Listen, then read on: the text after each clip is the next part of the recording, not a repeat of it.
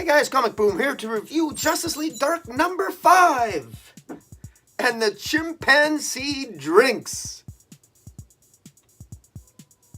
The Chimpanzee Drinks, and by chimpanzee I am referring to Bibbo the Detective Chimp. What an issue. James Tynion IV once again, in my view, hits it out of the park. This issue is about poor Bibbo, the detective chimp, reflecting back on the death of the Nightmaster, Jim Rook, who, of course, was killed during the events of DC's Metal. And, of course, he inherited that sword that made him the new Nightmaster. And he's reflecting back on it all, and he's all depressed. And remember what happened?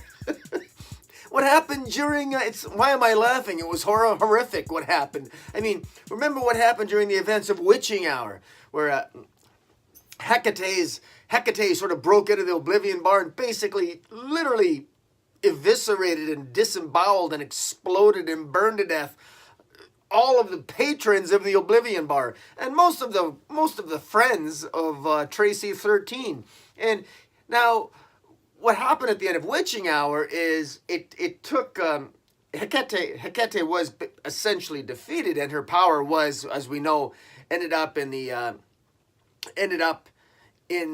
being absorbed by Wonder Woman's enemy. And if you want to know who that was, you can pick up the issue. But in any event, the fact remains is that Olympus is still under attack. Olympus, which exists in another realm, is still under the attack of these otherworldly forces, of being attacked by the Otherkind, presumably by the forces of the Upside Down Man. And it's only a matter of time, according to Wonder Woman and Zatanna, as they're trying to explain this to Bibbo, the detective chimp, while he's literally getting drunk, and the chimpanzee drinks.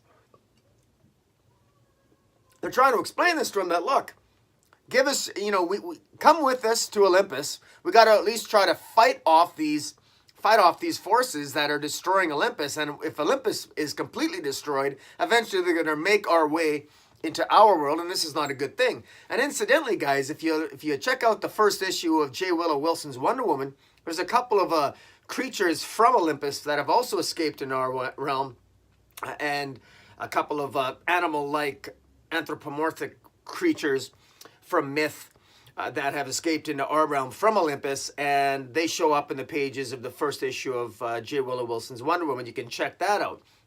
What's interesting here is James Tynion does such a great job of doing the layouts here, and at the end of each, he's got his own version of the 9-panel grid, and at the end of each, the bottom right-hand corner, at the last 9th panel, the 9th grid panel on each page, it basically has the words, the chimpanzee drinks.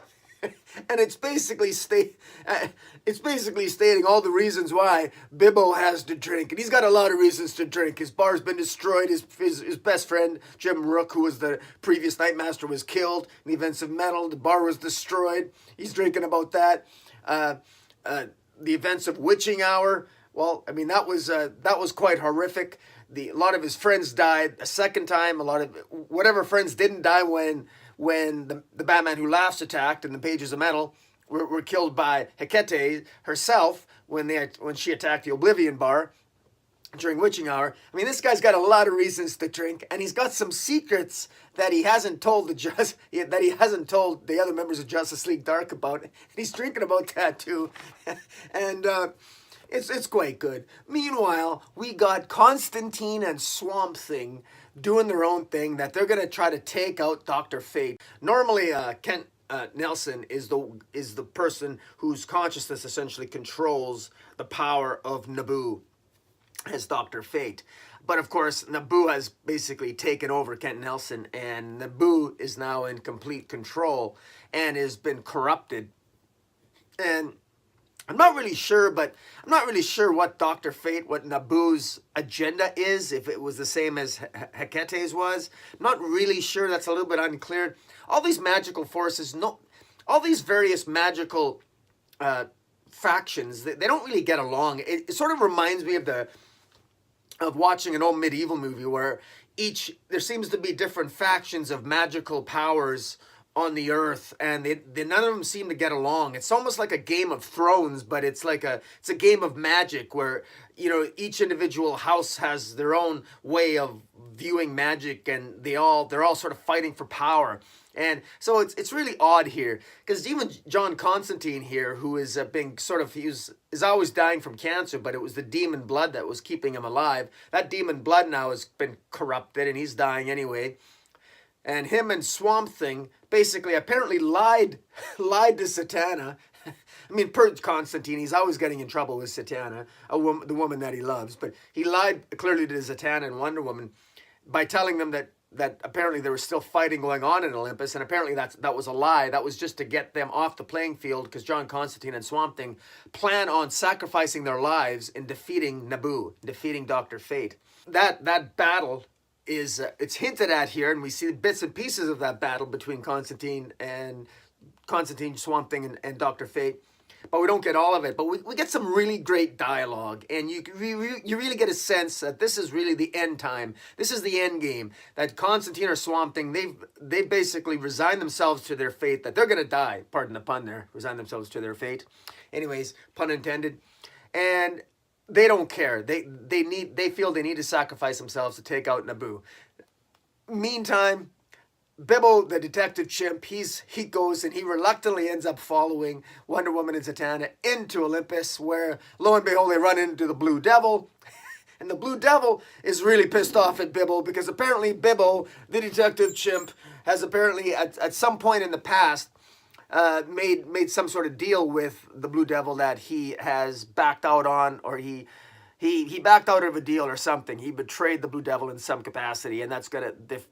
Magic always comes at a cost. And during the witching hour, when Bibbo used the Nightmaster sword to help various people escape from Nanda Parbat, apparently the time works a little different when you utilize the teleportation properties of the sword, I believe. And so I believe that he spent some extra time, or a longer period of time, in this other realm where the Blue Devil is.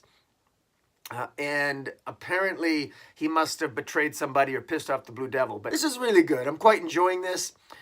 You can tell there's a lot of story left to be told here. We still have chaos happening. Magic is still in a complete state of chaos. We got Circe having the power of Hecate. We don't know what's going to happen with that. We have the Upside Down Man and the Otherkind, which are still released and attacking our realm via Olympus or some other portal. And meanwhile, we've got Nabu, Dr. Fate. He's got an agenda. We're not really sure what that is either. Meanwhile, everyone's trying to figure out exactly how to fight this, how to organize the magic that is still around. And with all magic being torn up in the air after the events of Witching Hour, you know, what the heck's going on? We're not really sure. Everything's in a state of chaos, but all I know, this is a lot of fun. And I tell you what, this issue, it starts off with Bibbo the chimpanzee drinking, and it ends with the chimpanzee drinking. He's staring at a very pissed off Blue Devil, and the caption reads, "And the chimpanzee drinks." So it's really good. This is I got to give credit to James Tynion IV here. The way he structured this story, this was a lot of fun to read. The irony here is that there's more humor in this issue, despite the fact that it's kind of supposed to be sort of a darker horror take on the Justice League. But there's more humor in this issue than there is in probably the last 20 issues of Harley Quinn combined. I mean, this is very well written. James Tynion IV is doing a great job. And I also want to give a shout out to the artist here. The art's really good as well. Really mastering that. I love the 9-panel grids here even more than in Mr. Miracle, because somebody's drinking in it, and it's always good when you see somebody drinking in a 9-panel grid. And Comic Boom drinks. But good stuff. I'm trying to get to a panel here that shows the, here it is. Daniel Sampier does pencils, Juan Albaran does the inks, Adriano Lucas does the colors, Rob Lay does the letters, and Nicola Scott and Romano Fajudo Jr. do the cover. Yeah, this is a lot of fun. Pick this up. I think it's relatively easy to catch on to. James Tynion IV, he's really good at the dialogue. He's got a master of dialogue. It's really, I find it really odd. Probably some miscellaneous comments. Man Bat here looks absolutely awful because he looks like a bat. But for some reason, Tracy 13 tolerates his crap. There's also Tracy the 13, who's, I think she's old enough to run a bar. She's a waitress, and yet she spends the good half of this comic literally cleaning up the Oblivion Bar. She's literally cleaning the pieces of her friends that were exploded and killed. She's literally cleaning up. She's doing like the work, you know, at the end of a murder scene where you're cleaning the blood off the walls and crap. She's this young girl. She can't be more than what, 21, 18 to 21. She's cleaning up the bar here, and it doesn't seem to faze anyone. That, do you think maybe it's not a good idea that that girl over there is cleaning up the pieces of her friends off the wall? I mean, come on, man. No wonder there's a sanctuary in the DC universe. These people experience trauma. Tracy 13 is going to go straight from the Oblivion Bar right to Sanctuary. Of course, she can't go there anymore because rumor has it somebody killed all the people in Sanctuary. But that's another story, right? But in any event, guys, check out Justice League Dark #5. Follow me on Twitter at Metropolis40. Hit the subscribe button. And until next time, Comic Boom, drinks.